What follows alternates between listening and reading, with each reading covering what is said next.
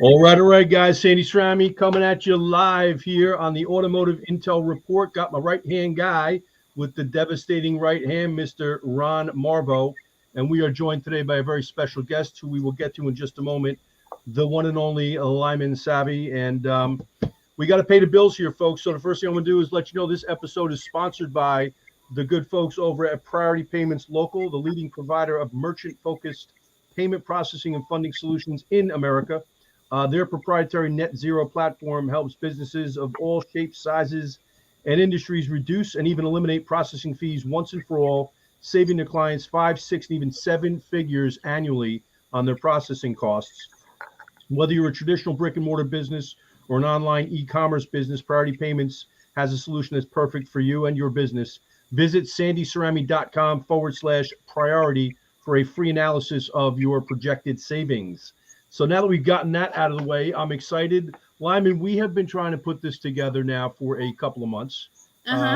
You and I keep bumping into each other at events. The last time I saw you, I believe, was in Austin, Texas. Is that correct? Was it at Autovet? I think we were at, Autovate, correct. Autovate, yes. Autovate, my man, Mr. Cliff Banks, and his incredible program down there. That was, I had not been there before. I thought that the program was outstanding. I thought the content was great. And it was really interesting to hear different perspectives, especially on things that relate to the EV topic, which we're not going to get into too much today, if at all. But I enjoyed that experience, and I will definitely be back there again next year. Got to give a quick shout out to my man, Mr. Dave Boyle, the CEO at Traction, formerly known as Tire Profiles, for the invite down on that one. But we are here with Lyman Savvy, and Lyman is the founder and CEO at 321 Ignition mobile websites. You caught my attention when you attended Business Bourbon and Cigars. And I really think that you guys have something unique, something that's different. It kind of goes against the grain. And I'm a big contrarian by nature, Lyman. Let's talk a little bit about your background before we start to talk about the platform. We were talking offline. You told me that you are from, I don't want to mispronounce it, Azerbaijan. Yes, got it. Tell us a little bit about what it was like for you growing up, a little bit about your background in terms of education and experience, how you ended up here in the U.S., and then we'll get more into the story as it relates to 321 Ignition. Yeah, growing up in Azerbaijan, I mean, I left Azerbaijan when I was 9 years old. So my, experience as a child, not as an adult. Mm-hmm. As a child, for the most part, until the war started, it was beautiful. Azerbaijan has the most kindest, sweetest people. Mm-hmm. Everybody just, welcomes you in, and they feed you, and, they love music and just having fun. There's beautiful beaches. There was so much black caviar, which I'm obsessed with black caviar because, back in the Soviet Union days, it was cheap. Because, especially Azerbaijan is right next to the Black Sea. So, right. My grandpa used to bring us pounds of black caviar. Mm-hmm. And then, you come to America and the one teaspoon costs $50, know. So those memories. Maybe a little bit more than that now, Lyman. Inflation adjusted might be just a little bit more. Yeah. So, my memories, I remember I used to go to, kindergarten, or I think, because I graduated 3rd grade in Russia. Okay. It's up to the first 3 years, the schools were really brutal. So I remember in 1st grade, we actually had to memorize poems, 3 pages long poems. Can you imagine a 1 grader memorizing a poem? Yep. It was kind of crazy. And my grandma used to take me to the beaches, and she would bring us, kutabe and a bunch of Russian food with fresh watermelon and fresh cucumbers that smelled so good because everything is so organic. So those are memories of great. And then, of course, the war started between Azerbaijan and Armenia. I don't know that a lot of people are familiar with that war, but they were basically killing each other over a piece of land, just like what's going on right now with Ukraine and, Russia, unfortunately. And my mom married an Armenian guy, and so my brothers are half Armenian, half Azerbaijan. So we were at risk of getting killed. So we moved to America as refugees. We came to America, we were first living on welfare and government help, food stamps and everything else. And we were just so lucky to be in America. America is one of the most amazing, beautiful countries. We have our issues. Nobody's perfect, but when you compare to what else is going on around the world, it's like I feel blessed every single day that we're here. I love to hear you say that, Lyman, because in light of what's going on, politically and economically throughout the world these days, it's refreshing to hear your perspective, knowing what it is like outside of the United States versus what it's like inside the United States. And while we are not perfect, it is still the greatest country on the planet. And I would suspect that there'd be more than a few people that would agree with you with respect to that. When you moved here initially, what were the challenges that you faced coming over here? Did you speak English at the time? Did you have to learn English when you got here? And what was it like making the adjustment moving to the country? I mean, we were learning English on the plane, literally. Right. We were learning how to say, bathroom and how to say thank you. So we knew like maybe a handful of words when we came to America. And it's not even just learning the English, it's just even learning the culture and how things were done here. Like, for example, we were trying to bring our family china from Azerbaijan, as as a heirloom, as a memory. And my sister and I, we forgot it at the airport once we landed at SeaTac. And we didn't know that in America, there's this thing called lost and found, because if you lose something in Azerbaijan or Russia, you're never getting it back. Oh, right. So we didn't find out about lost and found until 2 weeks later. Then it was too late already to go back and actually, pick it up.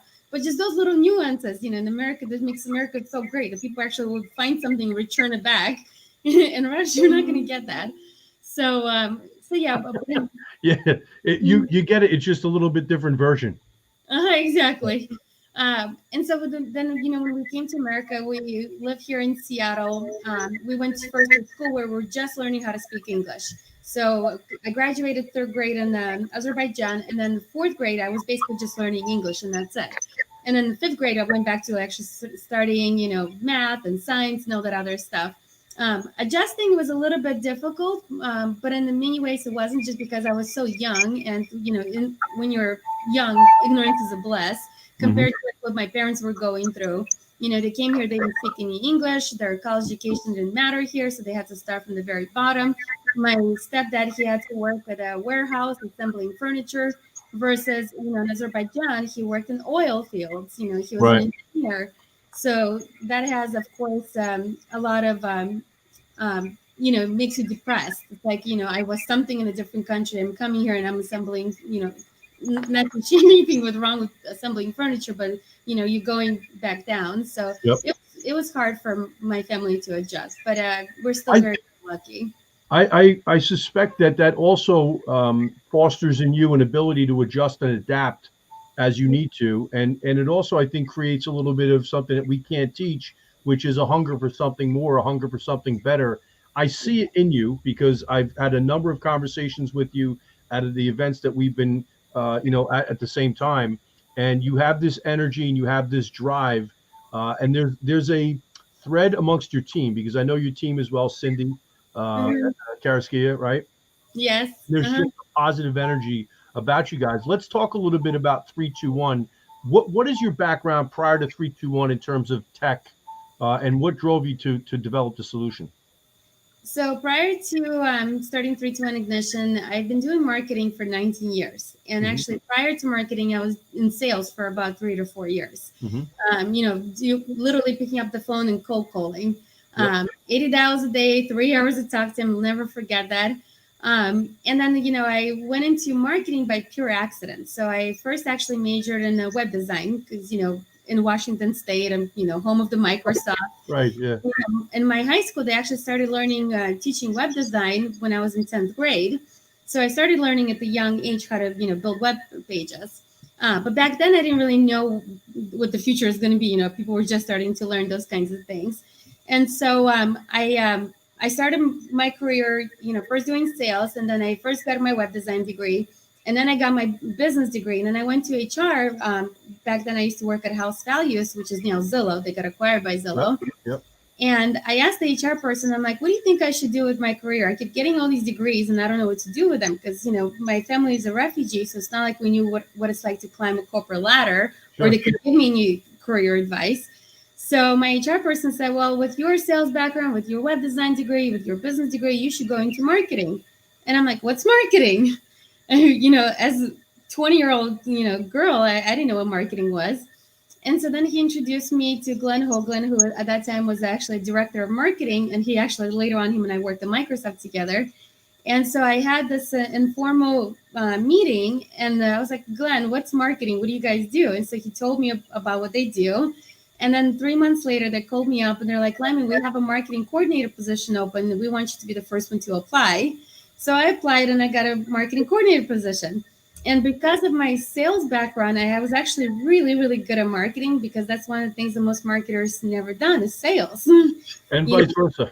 And vice versa, my friend. You raise a great point. Scott Joseph, who I know you are familiar with and know personally as well, we go back and forth on the old Reese's peanut butter cup conversation. What's more important, sales and marketing? And we both come to the conclusion that marketing is perhaps the most important aspect of it, simply because if you have nobody to talk to, it doesn't matter how good of a salesperson you are. Interesting. So you guys think marketing is more important? I do. Well, let me say this. If all things are equal in terms of your ability to put a deal together, then marketing to me is far more important than sales. That's why, Scott and I think we have a great congruent relationship because of that. But you raise a great point that you think you are a great marketer because of your selling background. And I would agree. Yeah, I mean, if you think about it, there's so many startup companies that fail. I always said there's a graveyard of startup companies that fail because they don't know how to sell. Marketing too, but most startup companies, they actually don't have a marketing budget. So it all starts off with selling. That's why I actually think selling is more important than marketing. Well, this is why the great debate with the Reese's peanut butter commercials still rages on. Okay? I need to join that debate now. We could make the argument for both sides of the equation, I think, equally well. So we'll agree to agree. Okay. Yep. Agree to agree. Yep. So what was I saying? I forgot now. You were talking about the fact that you took the marketing position, and because of your strong selling background, you thought it made you a great marketer. Yeah, and it really, really did, because I started actually doing email marketing. And I approached email marketing the exact same way as I approached, cold calling. Because when you're cold calling, you only have a couple of seconds to grab somebody's attention. Same thing with the email campaign. You only have a couple of seconds to grab somebody's attention with the subject line. Yep. So, and then there's a formula, okay, once they read the subject line, what's the first paragraph? How long can the first paragraph be? Just like in sales, imagine if somebody answers the phone. You can't, keep talking for 3 minutes. They're going to hang up. Same thing with the email. The first paragraph should be no more than 2 sentences long. If it's more than 2 sentences, it's like you keep talking to somebody for 5 minutes and they're just listening to you. So I applied all those best practices from sales to marketing, and it was a winning recipe. I kept winning so many awards. I was generating the most amount of leads for the company, for the salespeople. We had about 300 salespeople, I think, at that time. And my job was to generate 80 leads per salesperson per month. So that was a lot of leads that I was generating. Thousands of leads. And I kept applying everything I knew about sales and how to talk to customers, how to speak their language, everything. So anyways, after that company, I left and I went to another startup company. That startup company unfortunately failed. I learned a lot. What's the one lesson you learned from the failure of that startup? I'm curious. Interestingly, so that company, the company was called Local Marketers, and it was a concept similar to House Values. So House Values at that time, which is what Zillow is now, they were selling leads to real estate agents. So they would do all the advertisement, if you're thinking about selling your house, want to know what it's worth, find out for free at housevalues.com. So they would generate the leads, they would sell it to real estate agents as a bundle.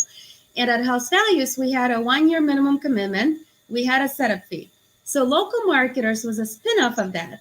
They decided to do, except not just focus on real estate, they were focusing on every industry. But they were like, we're going to remove all the barriers that we used to get as, when customers would say no. So like no setup fees, no contracts, and you just pay as you go. And that was the reason why they failed, is because they removed all the barriers. So the key learning actually in sales is you have to have barriers. That's when when a customer is actually a serious customer. If there's no skin in the game from them, they're going to be more likely to cancel. They don't value what you do. So we would generate all these leads for the small business owners that they couldn't even generate themselves. but because they were never paid a setup fee, they never, had any kind of commitments, they would cherry pick them, and they were actually canceling afterwards, which is the craziest thing. So key learning is in sales, as much as salespeople hate barriers like setup fees and commitments, it actually helps a business.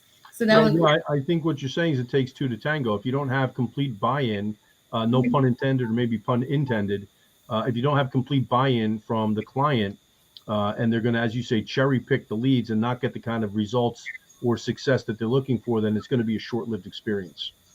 Yes, it was almost like a salesperson would call it business, let's say, I don't know, mechanic, and they would be like, hey, we're going to send you, a lot of leads. We're going to do all the Google ads for you. We're going to, invest everything. There's no risk to you. You only benefit, you only pay us when you actually get a phone call or if you get like a online lead inquiry. And of course, the business owner would be like, yeah, sure, whatever, sign me up, because there's literally no commitment. There's nothing to sign. Mm-hmm. And then we would start sending them all these leads, and they'd be like, well, this person didn't actually, come in and actually service the car or whatever it might be. And then, of course, we could be having to have this conversation like, listen, we generated a lead for you. We're not doing sales for you. Right. Your job is to actually go and close the customer. You raise an eternal challenge in many businesses, and I'll speak specifically about retail automotive. And I've had this conversation for close to 34 years, and that is that the marketing is responsible for driving the leads. Yes. And so the success of the marketing is based on the quantity and the quality of the leads that they are delivering to a given client. It's up to the client to have the strategy, tactics, technique, and personnel capable of closing on the majority of those leads. So if all things are equal and the leads are of high quality and high quantity, and you're still not translating that in terms of sales, it's time to look in the mirror, not at your marketing agency. Yeah, and that's the long debate that our marketers and sales departments never get along. When sales are down, salespeople are blaming the marketing's blaming in the sales. Well, they can't close the deals. It's the... It is. It's the chicken and the egg. We talk about it very often in retail automotive. But I think when everybody is on the same page and there's a congruency in terms of process, and certainly there's a congruency in terms of mission at hand, I think you see a lot better results ultimately. Yeah. Well, ultimately, also salespeople always want an easy sale. If, let's say, for example, I think anybody is looking for easier. We always say that if you want easy, you can go to Staples, and for $5.99 you can get the button. And I just will tell you that doesn't work. No, it's nice. It says that was easy, but that's about all it does. If you want easier, that's possible, but easy is not possible. Well, especially nowadays, with thanks to the internet, consumers a lot of times are actually more educated about the product, about how to solve the problem than the salesperson is. Sure. So salespeople really have to actually understand it's all right here. Exactly. Great picture, by the way, Sandy. Right. My wife is going to be furious that I put that up there. I probably won't be eating out of anything but a garbage can for the next 2 days, but that's all right. So anyways, from after local marketer, so that company failed, then I actually went to work at ING Direct, which was another startup company. It was a ShareBuilder product, which is a brokerage product. They got acquired by ING Direct, which is a bank. Yep. And then ING Direct got acquired by Capital One. So I was with them through the whole journey. Okay. And at that company, I was in charge of how do we acquire customers directly online without actually them having to speak to a salesperson. So previously it was, okay, how do we acquire customers by generating leads and sending it to a salesperson? This time I was like, okay, how do we acquire customers by them signing up directly online without speaking to a salesperson? So I had to learn a lot about optimizing websites and landing pages and paid media that would actually communicate everything that a salesperson would, but the salesperson's not there. So how do we make sure that the website does that? So where a consumer is ready to buy and ready to, open the brokerage account and do whatever they need to do without speaking to a salesperson.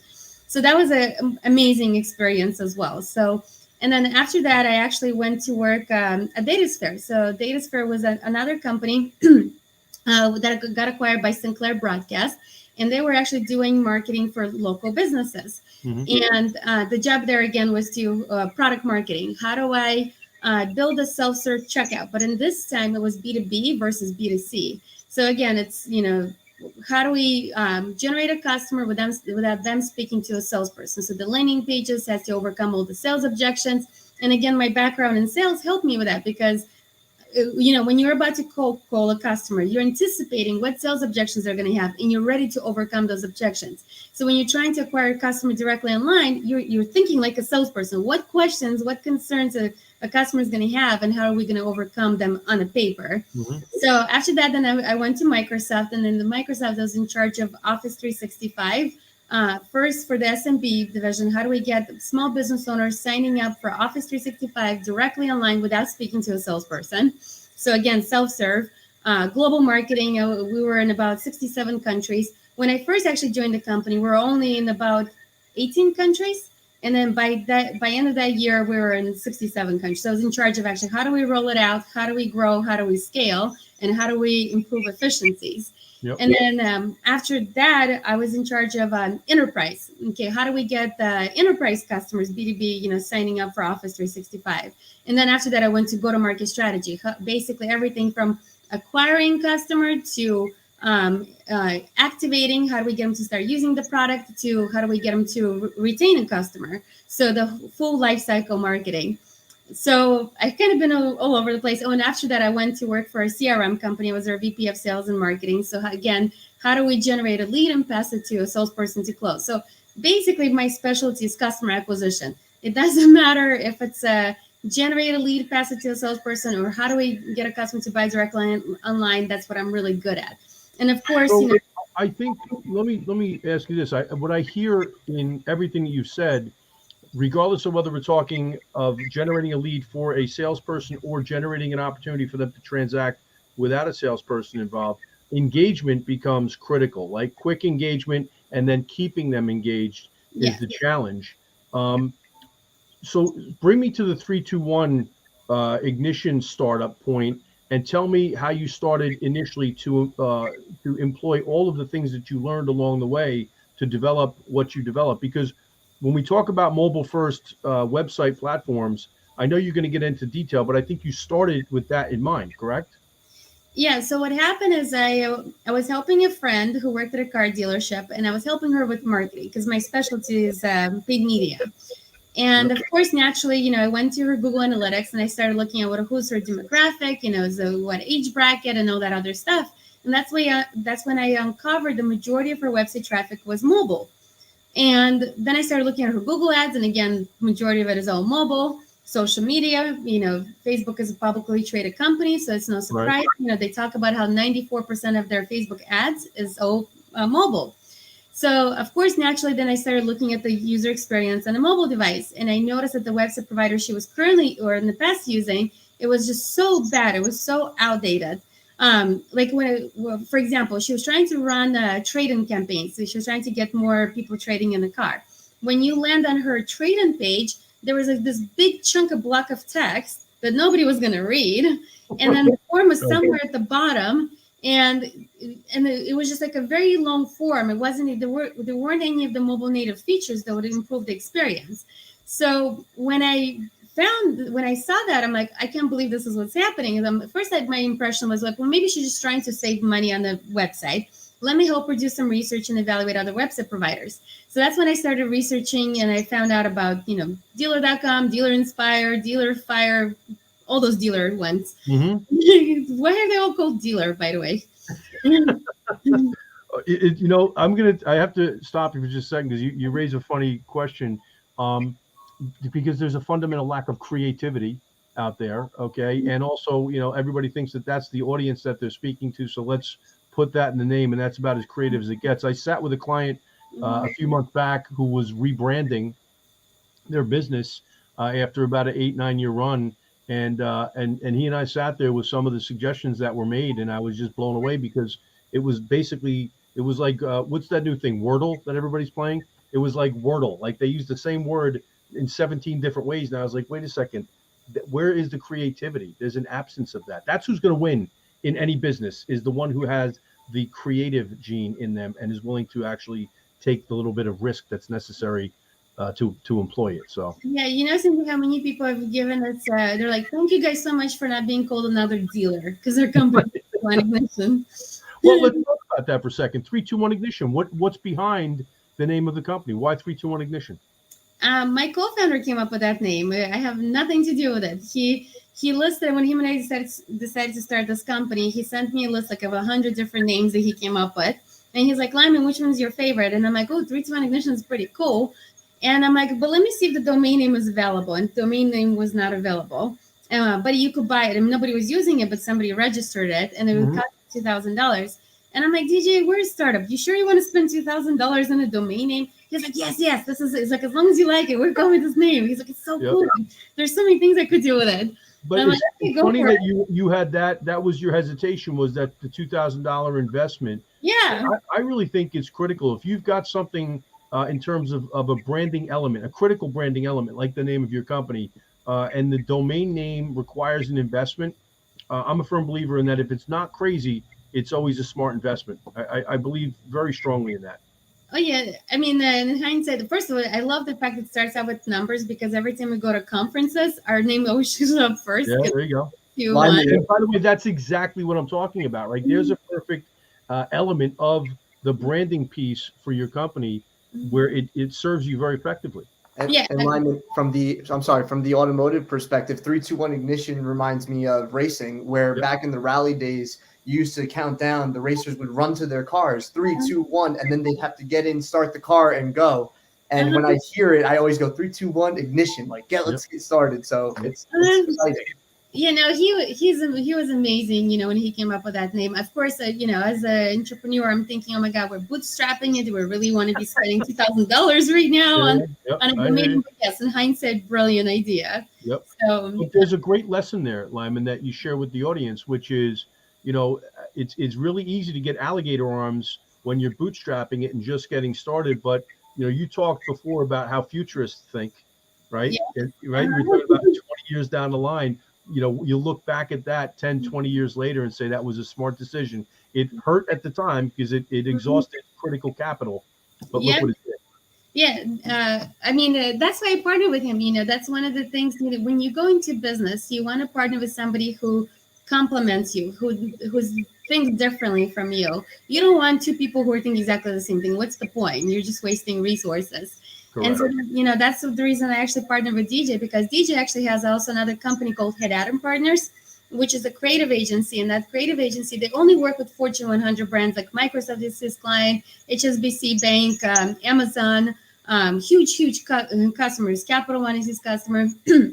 And so he is a creative guy. I'm more of analytical. I'm more of a process. I'm more of a data, paid media, sales, you know, like, he hates sales. Like he hates going to conferences. He's like, oh my God, it's just so not me, because he's such a creative guy. He's like, you know, just cool and whatever. And I love it. He never wants to leave his house. He's married to a superstar in Marissa. So, you know, he don't want to go anywhere. Why would he want to? Exactly. I'm the one who's always traveling. All right. So shift gears a little bit. Let's talk about 321 Ignition. You get the company off the ground. You were focused on a mobile first platform. Explain to folks that may not know the difference between a mobile first website and a traditional website. Yes. So mobile first, what it means, it's a UX UI process. UX means user experience. UI means user interface. So mobile responsive. So mobile responsive is two things. It's how you approach the design, but it's also the code you build. So mobile responsive just means the website is, you know, renders one way on a phone and another way on a desktop computer. It responds. But when you're applying mobile first UX UI design, that means that our designers and me, when we were coming up with our platform, the first thing we did is we were thinking about what's the experience like on a mobile device. Mm-hmm. Once we've perfected the experience on the mobile device, that's when we thought about, okay, well, how do you scale it up? The opposite is true with mobile responsive. Is you start off with the desktop experience, you build all kinds of complications, because, you know, with desktop experience, you have a larger screen size. A person is on a keyboard with 10 fingers in both hands. And so when you're designing for a desktop, you're building all these complexities, and then you're trying to squeeze it into mobile, and it doesn't work. Versus when you're starting off with a small screen and you're thinking about all the complexities and you're thinking about how do you, you know, improve the experience on a small screen, going up is way easier. And Yeah, so I mean, I love the way you inverted the prism perspective and just spun it around, and I think it's brilliant because ultimately, where are the majority of searches occurring these days? mobile. So, And you know, Cindy, mobile first is actually not a new concept. It's been around for since 2006, I think. mhm. Bob Linningham the other day from Head of Facebook Automotive, he actually posted on social media saying, "Guys, Facebook has been mobile first since 2006. Can you imagine anybody using right now Facebook on their desktop? Like 6% of people use it on the desktop. So Mhm. mobile first is not a new concept. It's just for some reason nobody has done it in automotive. I don't know why. Well, I don't think automotive is alone. I think there's a number of verticals that have not employed a mobile first approach. I just applaud you having the foresight to look at it that way. Well, thank you. Yeah, I actually think our business model is a very repeatable model in so many industries. The other day I was watching TV. Oh, there's some sort of a background noise. Is that coming from me? That might be from you. Yeah, could be. Uh, so the other day I was watching TV and I saw a company who was doing TV commercials. They're selling jacuzzis. And I was like, oh, that's interesting. They're doing TV ads. Let me see what their website looks like. So, of course, jacuzzis is also e-commerce, local business. I went on their website and it's just a business card. It's not even the e-commerce website. And Mhm. it's amazing to me that even, again, jacuzzis is another industry that could possibly, expand to. Or even flower shops. Have you guys been in the flower store shops? Have you noticed that flower stores, like if you go to 1-800-Flowers, they're mobile first, like Carvana. But if Mhm. you go to, local flower shop, the website looks horrible. And so what happens is then those local flower shops, they're not getting enough sales from their own website. So then they're selling their flowers to 1-800-Flowers, who's taking probably 30-40% of the revenue cut. Instead, imagine if they could actually have a good mobile e-commerce experience. So I mean, the dealerships on our platform, the results that we're seeing, like right now, for example, we're about to push another dealership live. I was just looking at their website with their current provider versus what it's about to look like, and it gives me goosebumps. And like I get so excited because I know how their business is going to transform. At an NADA, I was talking to one of our dealerships. We were having dinner, and he's showing me his website. He's now live on our platform, and he's going. He's like, Lyman, I can't keep up with the inventory. As soon as we went live with you guys, every time we put a car for sale, it's just like sells, like hotcakes. Mhm. And it's amazing what happens when you improve the user experience. Well, you touched upon something that's so critical, and I don't want us to gloss over it. You know, Scott Joseph and I talk about all the time going outside of automotive or outside of a given vertical and looking at what works elsewhere. You used 1-800-Flowers as a perfect example. They were able to solve the UI UX on the mobile piece and go mobile first. And so the cost of customer acquisition, all right, is the single biggest expense in many cases. And so ultimately what they did was they've created a platform and a system that takes that element and makes it easier for the Mhm. people that are actually ordering the flowers. And so they take a very big, healthy piece of the revenue that comes in. And as you said, the local florist is there just basically to fulfill on the arrangement and deliver it, which is all of the heavy lifting portion of it, by the way. Yeah, exactly. I mean, marketing is the easy part. Marketing is the automations, the technology. You don't need a lot of people to do it. Mhm. I think the biggest problem with a lot of small local businesses is they don't have marketing department because marketing is very expensive. To Mhm. hire, like to build an e-commerce platform, you need a UX UI person, you need a product person, you need a Scrum master, you need QA people, you need developers, you need copywriters. So before all said and done, you have a team of like 11, 12 people minimum. I mean, obviously my company is way bigger than that, but minimum. And so how many small local businesses can afford to have a marketing department? They can't. And so then they rely on companies like my company, to provide a great service. And unfortunately, I don't know why, it's heartbreaking, but in automotive, none of the providers have really kept up. Like, I mean, it's their Um, job to keep up. It's their job to be looking, across Well, other industries. I would say this to you, Lyman. In my experience, what we tend to see is that there's a lack of understanding at the dealer and GM level with respect to what you're talking about, right? So you mentioned having the team with all the different players involved. It's not just the service; it's the expertise. It's not Yeah. a matter of a dealer going out and hiring that team because of the expense associated. it's having the expertise and then also the understanding of how to put all of those players and pieces together so you get the end result. It's not just an expense savings for them, it's also having that level of expertise so you can jump the curve to get the result you're looking for. Yeah. I just realized something else. I get a lot of times people come to me and ask me for advice on how to build these software companies. Mm-hmm. And it's amazing when I just realized actually this as you, Sandy, you were talking, is the most common thing I hear people say to me is like, hey, I want to build this app and I want to hire developers. I'm like, well, did you hire a UX UI designer? They're like, oh, what's UX UI designer? But that's exactly the point, Lyman, what you're saying. Yeah. Yeah. Most people, when they think about building a software, they think all they need is a developer. But really, the secret sauce is a UX UI designer. You start with a UX UI designer. Absolutely. It's like making chocolate chip cookies. They don't come with the cookies and you just push the chips into these cookies. And, well, actually they do.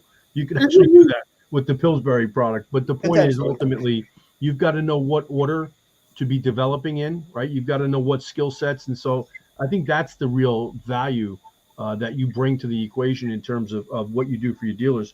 Talk a little bit about how your product impacts dealerships in terms of the end result.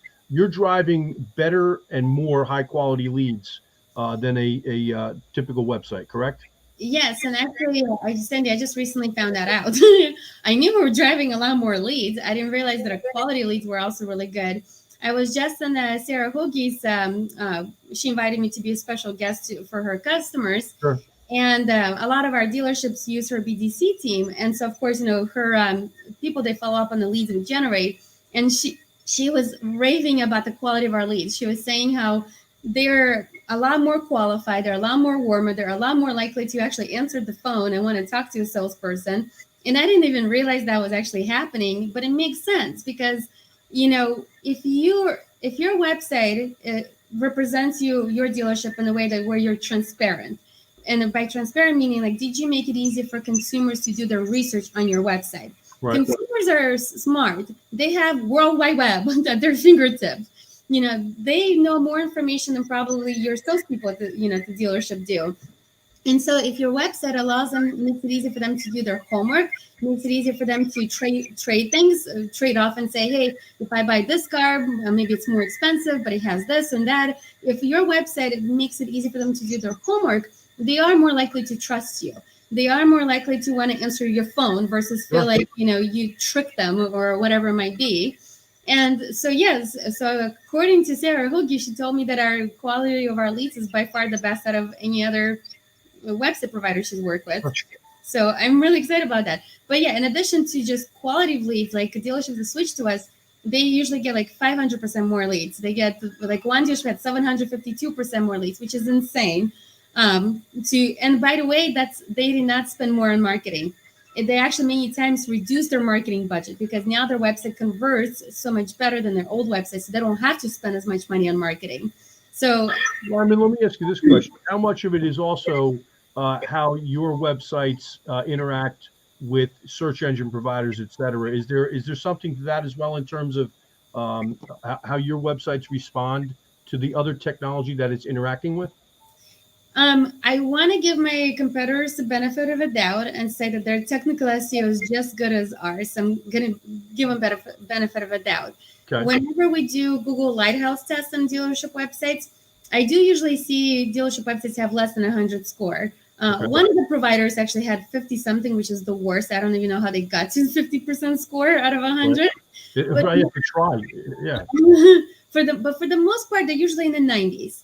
So It's not that the SEO, it's usually the user experience. Here's what happens. When I talk to dealerships, and I always ask them, like, what do you think is going to help you get more sales? They all think they have a website traffic problem. They all think that they need to spend more money on SEO. They think they all need to spend more money on Facebook ads or whatever. They don't have a problem with traffic. They get plenty of visitors. Their problem is they're not converting those visitors. So if I look at an average dealership website, if it's a small dealership, let's say a dealership that has like only 40 cars in stock, they probably have like 5,000 visitors a month. Dealerships that usually have, let's say 150 cars in stock, they usually probably get like, let's say 10,000 visitors per month on their website. And dealerships that are bigger usually have like, 20,000, 25,000 visitors. So imagine if your dealership gets 10,000 visitors a month. How many consumers walk into a showroom every month? How many dealerships do you think will get 10,000? I don't think most dealerships get 10,000 visitors to their showroom every month. So the problem is not the traffic. The problem is their website is not converting. And it's like, imagine, for example, Sandy, if you had a dealership and I told you, hey, Sandy, I'm going to send 10,000 people to your showroom, and 10,000 people came to your showroom and your salespeople could not convert them, would you fire the salesperson? Yeah. Well, I don't know that there's a dealership that can handle that kind of volume anyway, but yeah, I understand your point 100%. Yeah. So if a dealership would have fired a salesperson who can't close 10,000 visitors who are coming to their showroom, why are dealerships putting up with the websites that are not converting? 10,000 visitors are showing up and they're leaving, they're bouncing, and dealerships are still using those website providers. Yeah. Yeah, no, it makes total sense. It makes total sense. Let's talk a little bit in terms of the common mistakes that you see dealerships making today as it relates to your solution and how you help them fix maybe process issues that they have converting the leads that you guys are driving. The biggest mistake I see dealerships have is buttons. They have too many buttons everywhere. It looks like a hot mess, especially on the search results page. I'm constantly debating this with dealerships. They still keep bringing it up to me and saying, hey, we need to add buttons to a search results page. I actually have right now one dealership who's hired a marketing agency in automotive. I'm not going to name names. And this marketing agency is not delivering good results. So the dealer is really upset with them. The marketing agency replies back saying, hey, your website provider needs to add buttons to search results page. Simply because you don't have, click to call on every vehicle, which, by the way, at the top of the, navigation, there's click to call, click to drive. This agency is telling the dealership because he doesn't have a click to call button after every vehicle, it's hurting his sales, supposedly. And I'm like, did you guys know that Carvana sold almost 500,000 cars last year, 500,000 cars, and they don't have a single, button on the search results page. Right. So is it buttons? Are buttons on the search results page really helping? You make a great point. You make a great point. So the biggest mistake is besides the buttons, the other biggest mistake is dealerships are buying too many widgets, and those widgets are contradicting each other. So, for example, there's all these DR tools providers, digital retail tool providers, who tell you they're selling you a digital retail tool, but all they're doing is putting an estimated payment on a website. And our website already actually comes with estimated payment calculator, and it allows you to search by payment and things like that. And then I see these dealerships, some DR company came and said, hey, we're going to help you, get more buy online. But they're putting this estimated payment calculator, slapping it on everywhere. That's actually not even a good user experience. So all these widgets, actually, back to your original point, those third-party widgets are actually hurting SEO. Yep. Because one, it slows down the load speed, because the more third-party widgets you have, every time a page loads, it needs to load a bunch of third-party script. Yep. The more third-party scripts it loads, it actually slows down your website. And Google made it very clear that the slower your website, the lower you're going to rank organically. Yep. So those third-party widgets are hurting dealerships' conversion rates, and they're spending, $1,000 in those widgets. Which, if a website costs, $1,200, $2,000, can you imagine wasting money, $1,000 on a widget? That makes no sense. So the biggest mistake I would say is buttons, third-party widgets, and branding, the user experience. It's kind of hard just to say, sorry guys, somebody keeps calling me, and I don't know how to hit my thing here. Listen, the exposure is already working here, my friend. There you go. I apologize. I should have turned off. We put your telephone number up on the screen, but I don't think the 1-877 number is going to you. Oh! I just noticed that our phone number is on it. Yes. So Sandy, it's kind of hard to talk about all the best practices that are actually showing you side by side. But one thing I would say is Jeff Bezos actually invested 100 times more on the user experience the first 10 years of his company than he did on marketing. Yeah. User experience is everything. And whenever you're building a website, it's not just about having developers. It starts off with the UX, UI experts. You have to have UX, UI experts. people who actually understand the user experience, the psychology, the marketing, the sales, and everything else. And that's what makes our company so different. I tell you, Lyman, you're singing our song over here. Ron and I talk about this all the time. There's not nearly enough investment made on the visitor and guest and client experience as there needs to be inside of many businesses, not just retail automotive. And so, we say thank God for that all the time, because it gives us opportunity on our end of the business. But it's no different whether we're talking virtual, online, or we're talking live and in person. The experience that our clients have is what generates repeat and referral business ultimately, not just that first sale, because we can get past it and get the first sale done, but it's the repeat and referral business that we look for that helps us grow, so we can compound that over time to scale our business. And UX UI is all of it. Yeah, and Lyman, to your point as well, 13.4 hours is the average market research that a consumer does. So if a client or a customer of the dealership is doing that research, number one, on the dealer website, they're more likely to convert on the website, yes. And then to also the user experience, if the copy is speaking to your target audience specifically, they're going to feel like, oh, they're talking directly to me, speaking directly to those needs, directly to those values. I would say, would you agree that's equally as important, if not the most important factor when trying to convert, as well as maybe creating some kind of risk reversal or guarantee for potential clients?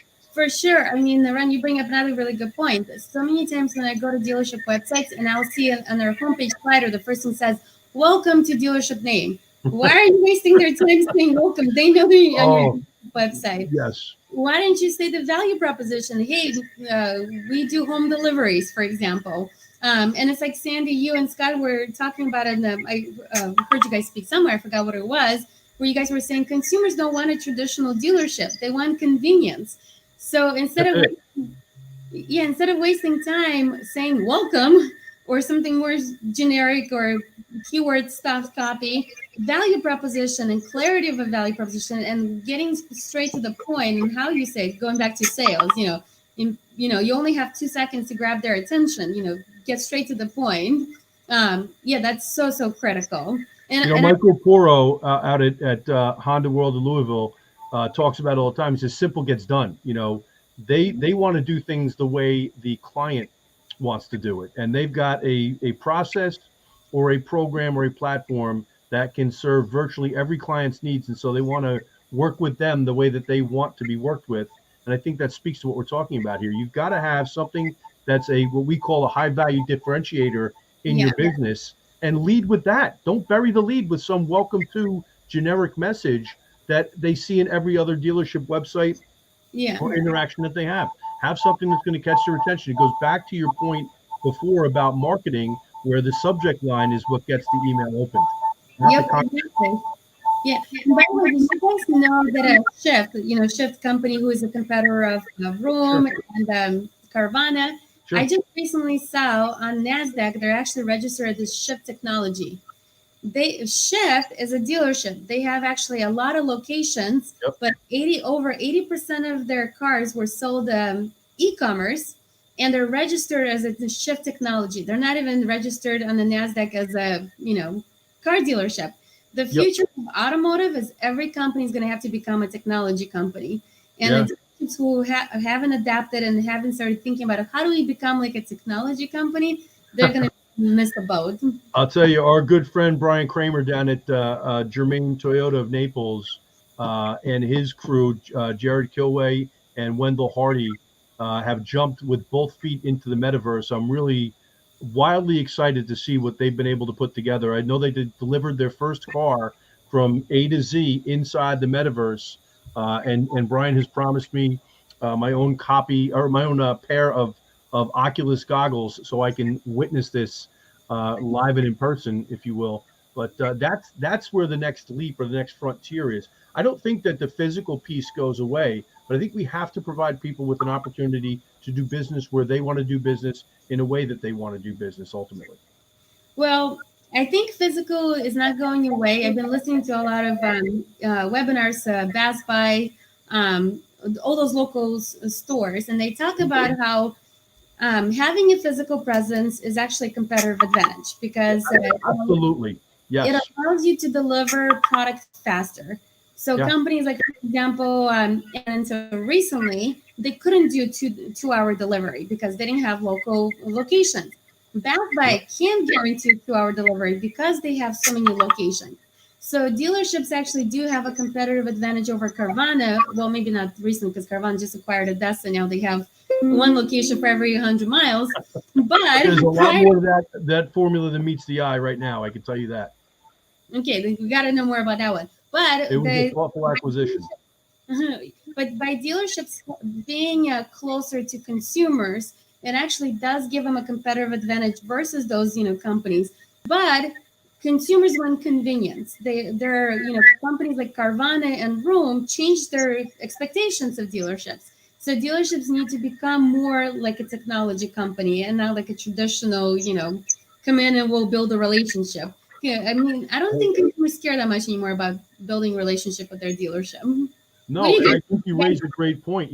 Amazon has figured this out. That's why they've got their physical locations. It's why they decided to acquire Whole Foods, as well as the fact that they see that, food is good business to be in, especially moving forward. I think it'll be less a commodity and, they're going to be there to capitalize on that opportunity. But the point that you're making is that businesses need to be ambidextrous. They need to be able to function in the physical world as well as the virtual world or the digital world equally well, so that they can meet their clients and prospects where they are and do business with them in a way that they want to do business. Yeah. Sandy, I just learned a new word, ambidextrous. Ambidextrous. Scott Joseph would be thrilled. I actually just mailed him a thesaurus because he gets mad at me because he never understands the words that I use. And I told him that, you can measure a person's wealth by their vocabulary. And so I'm not going to compare bank statements with him, but I'll compare vocabularies all day long. Hey, Lyman, we actually have a question coming in from Michael Poro. Sandy, I cannot get it on the screen because I'm not logged into the back office. No worries. Let me see here. He had a question that says, with the pressure coming from OEMs, how well are you handling compliance? Is there any issues that you have with compliance as OEMs kind of are looking to, pierce the dealer armor, as Sandy and I have said in the past? Yep. Do you see that happening? So here's my point of view on OEMs. We're not OEM approved, and I don't know that I want to be OEM approved, quite frankly. I was just talking to a really, really amazing agency at the NADA, and we were talking about what happened with CDK. You know how CDK recently sold out their digital business. Mm-hmm. I forgot what amount they actually. So they first acquired Cobalt. What was it, like some crazy amount, 500 million or something like that, crazy amount. And then they sold it off for only 27 million, which is a huge loss. Like that's like a disastrous story. So I was asking this agency, I'm like, who's been in automotive for many, many years. I'm like, what happened with that? Like, how can this turn out such a disastrous story? And she said, what happened is Cobalt or CDK, they want exclusive agreement with GM. And the reason why they want that exclusive agreement, GM, what was it, for 10 years or something like that, is because they negotiated a deal where they're only going to charge $300 per month for a website. Sure, GM was probably celebrating, look at the deal we won and everything, but what happens then? There's no profit for a technology company to innovate. And the only people that hurt at the end of the day is actually the dealership. Those OEM programs are not benefiting dealerships whatsoever. When I look at our independent dealerships that we work with versus OEMs, our independent dealers are so much more faster to, test things, to, experiment things, to keep up with the Carvanas of the world. OEM dealerships are still, a lot of them are still using the old CDK platform that's not even mobile responsive. Like, I don't even, dealer.com doesn't even have mobile responsive website. Dealer.com, if you go to the bottom of their website, it says view desktop website. That's not even mobile responsive. So this is what happens when you become OEM approved, because there's a middleman who takes percent of the revenue. Then plus you have to have you just touched upon one of the big reasons why a lot of these OEM programs are problematic for dealers.